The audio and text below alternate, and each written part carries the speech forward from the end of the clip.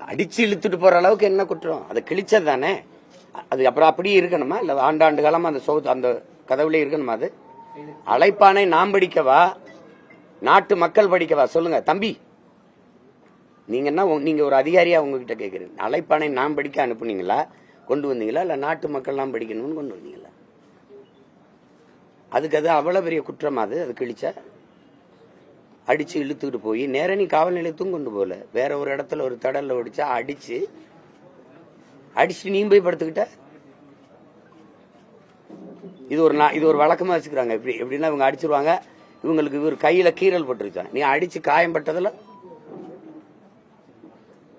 இவங்க எல்லாருமே என்ன நினைச்சுட்டு இருக்காங்கன்னா, 5 வருஷத்துக்கு ஒரு தடவை தேர்தல் வருது, பல முறை ஆட்சிகள் மாறுதுங்கிறத மறந்துட்டு இவங்களே அந்த நாற்காலியில் அப்படியே நிரந்தரமா பசையை போட்டு ஒட்டின மாதிரி நம்ம கீழே இறங்கவே போறது இல்லைங்கிற திமிரில் ஆடுற ஒரு ஆட்டம் இருக்குல்ல, அதுதான் அங்க அது கவனத்தில் வச்சுக்கிட்டு விளையாடணும். எல்லாம் விளையாடுறது.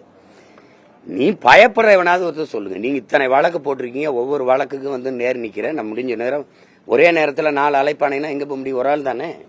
வராம இருந்தா சொல்லலாம். இப்ப நீங்க எதுக்காக நீங்க இந்த வேலையை செய்யறீங்க? இன்னைக்கு ஒசூர்ல நான் இருக்கேன்னு சரி, இன்னைக்கு இருக்கிற நவீன உலகத்தில் எனக்கு பகிரிலே அனுப்பியிருக்கலாம், உங்களுக்கு அழைப்பானை அனுப்பியிருக்கோம். எதுக்கு வீட்டுல போய் ஒட்டணும்? வீட்டுல யாருக்கான்னு கேட்டிருக்கலாம். என் மனைவி இருக்காங்க, என் மனைவி கொடுத்துருக்கலாம்.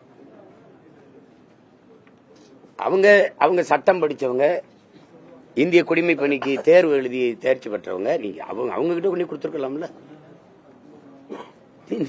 நீ கதவுல ஒட்டிட்டு அதை கிழிச்சாங்கிறதுக்காக நீலாங்கரை காவலர் அந்த உதவி ஆய்வாளர் வேக வேகமா இதை அடிச்சு இழுத்துட்டு போக வேண்டிய தேவை என்ன இருக்கு?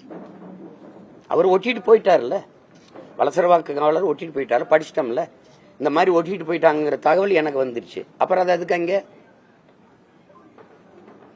படம் காட்டணுமா? அதை வர போறவங்களுக்குலாம் நோக்கம் என்ன?